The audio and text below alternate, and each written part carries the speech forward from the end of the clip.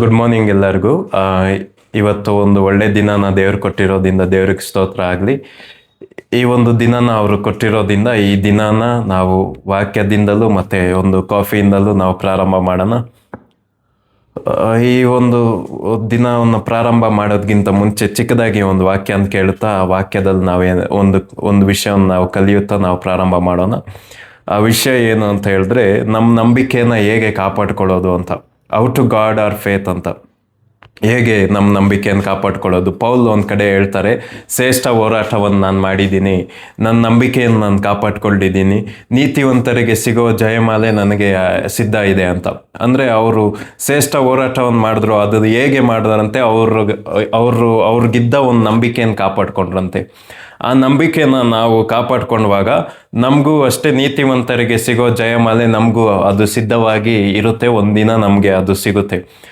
Paul ಏನೆಲ್ಲ ಮಾಡಿದ್ರು, ಬೈಬಲಲ್ಲಿ ಕೆಲವು ವ್ಯಕ್ತಿಗಳು ಬರ್ತಾರೆ, ಅವರು ತನ್ನ ಒಂದು ನಂಬಿಕೆಯನ್ನು ಕಾಪಾಡ್ಕೊಳ್ಳೋಕ್ಕೆ ಅವ್ರು ಏನು ಮಾಡಿದ್ರು ಅದನ್ನು ನಾವು ತಿಳ್ಕೊಂಡು ಇವತ್ತಿನ ಒಂದು ದಿನವನ್ನು ನಾವು ಪ್ರಾರಂಭ ಮಾಡೋಣ.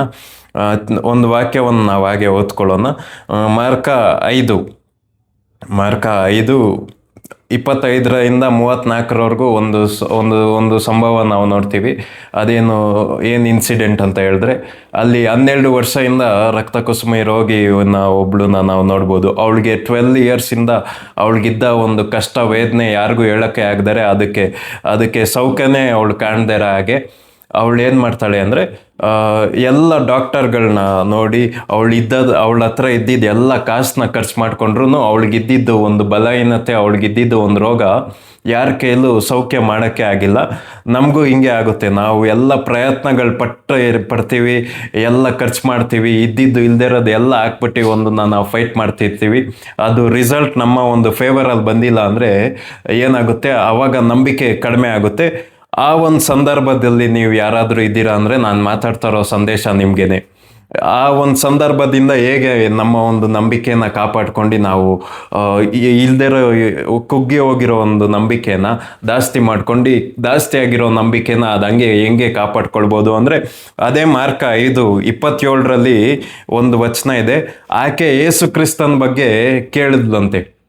ಅವಳು ನಾವು ಹೇಳ್ತೀವಿ, ಅವಳು ಅದ್ಭುತ ಒಂದು ಕಾರಣ ಏನು ಅಂದರೆ, ಅವಳು ನಿರೀಕ್ಷೆ ಮಾಡ್ತಾ ಇದ್ಲು ಹೌದು. ಆದರೆ ಆ ನಿರೀಕ್ಷೆಗೆ ಆಧಾರವಾಗಿ ಏನು ನಡೀತು ಅಂದರೆ, ಅವಳು ಯೇಸು ಕ್ರಿಸ್ತನ ಬಗ್ಗೆ ಕೇಳಿದ್ಲು. ಆಮೇನ್. ರೋಮನ್ಸ್ 10:17ರಲ್ಲಿ ನಾವು ನೋಡ್ತೀವಿ, ನಮ್ಮ ನಂಬಿಕೆಗೆ ಆಧಾರ ವಾಕ್ಯವೇ ಅಂತ. ವಾಕ್ಯ ಅಂದರೆ ಯಾರು? ಯೇಸು ಕ್ರಿಸ್ತ. ಹಂಗಂದ್ರೆ ನಾವು ನಮ್ಮ ಒಂದು ನಂಬಿಕೆನ ಕಾಪಾಡ್ಕೊಳ್ಬೇಕಂದ್ರೆ ನಾವು ಸುಲಭವಾಗಿ ಒಂದು ಕಾರ್ಯವನ್ನು ನಾವು ಮಾಡಬೇಕು. ಏನಂದರೆ, ಕ್ರಿಸ್ತನ ಬಗ್ಗೆ ಯಾವಾಗಲೂ ಕೇಳ್ತಾ ಇರಬೇಕು. ಕ್ರಿಸ್ತನು ಎಂಥವನು ಅಂತ ನಾವು ತಿಳ್ಕೊಳ್ತಾ ಇರಬೇಕು.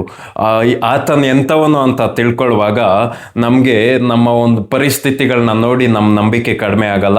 ನಮ್ಮ ಒಂದು ಕುಟುಂಬದಲ್ಲಿರೋ ಕಾರ್ಯಗಳನ್ನ ನೋಡಿ ನಮ್ಮ ಒಂದು ನಂಬಿಕೆ ಕಡಿಮೆ ಆಗೋಲ್ಲ. ನಾನು ಕೆಲಸದಲ್ಲಾಗಿರ್ಬೋದು, ಆಚೆ ಆಗಿರ್ಬೋದು, ಒಳಗೆ ಆಗಿರ್ಬೋದು, ಎಲ್ಲೇ ಹೋದ್ರು ಬಂದರೂ ಏನೇ ಪರಿಸ್ಥಿತಿಲಿ ನಾವು ಹಾದು ಹೋಗ್ತಾ ಇದ್ರು ಆ ಪರಿಸ್ಥಿತಿಗಳು ನನ್ನ ನಂಬಿಕೆನ ಸೋಲಿಸ್ಬಾರ್ದು. ಅಂದರೆ ನನಗೆ ಯಾರ ಮೇಲೆ ನಂಬಿಕೆ ಇಟ್ಟಿದ್ದೀನೋ ಅವ್ರ ಬಗ್ಗೆ ನಾವು ಚೆನ್ನಾಗಿ ತಿಳ್ಕೊಳ್ಬೇಕು. ಆಮೇನ್. ಇವತ್ತು ನಾನು ಹೇಳ್ತಾ ಇರೋದು ಒಂದೇ ಮಾತಲ್ಲಿ ಹೇಳಿ ಮುಗಿಸಿದ್ರೆ ಏನಂದರೆ, ನಮ್ಮ ನಂಬಿಕೆ ಕಡಿಮೆ ಆಗಬಾರ್ದು ಅಂದರೆ ಅವಳು ಹೇಗೆ ಕ್ರಿಸ್ತನ ಬಗ್ಗೆ ಕೇಳಿದ್ಲೋ ಅದನ್ನು ನಾವು ಮಾಡಬೇಕು. ಕ್ರಿಸ್ತನ ಬಗ್ಗೆ ಕೇಳಬೇಕು. ಕ್ರಿಸ್ತನ ಬಗ್ಗೆ ಕೇಳುವಾಗ ನಮ್ಮ ನಂಬಿಕೆ ಇಂಡೈರೆಕ್ಟಾಗಿ ಇಲ್ಲ ಡೈರೆಕ್ಟಾಗಿ ನಮ್ಮ ನಂಬಿಕೆ ಹೆಚ್ಚಾಗುತ್ತೆ. ಯಾಕೆ ಅಂದರೆ ಕ್ರಿಸ್ತನೇ ನಮ್ಮ ಒಂದು ನಂಬಿಕೆ ಆಧಾರನು. ಮತ್ತು ಏನು ಅವರು ಪ್ರಾರಂಭ ಮಾಡಿದಾರೋ ಅದನ್ನು ಮುಗಿಸಲುವಷ್ಟು ನಂಬಿಗಸ್ತನು ಅವನು. ಆಮೇನ್. ನಾವು ನಂಬೋವಷ್ಟು ನಂಬಿಗಸ್ತ ಅವರು. ಆಮೇನ್. ಇವತ್ತು ಒಂದು ನಿರ್ಧಾರ ಮಾಡಿ, ಆತನ ಬಗ್ಗೆ ಇನ್ನೂ ಜಾಸ್ತಿ ಕೇಳೋದಕ್ಕೆ ನಿರ್ಧಾರ ಮಾಡಿ, ಆತನ ಬಗ್ಗೆ ಇನ್ನೂ ಜಾಸ್ತಿ ಕಲಿಯೋದಕ್ಕೆ ನಿರ್ಧಾರ ಮಾಡಿ.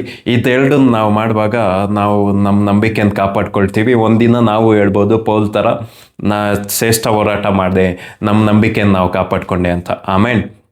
Have a nice day.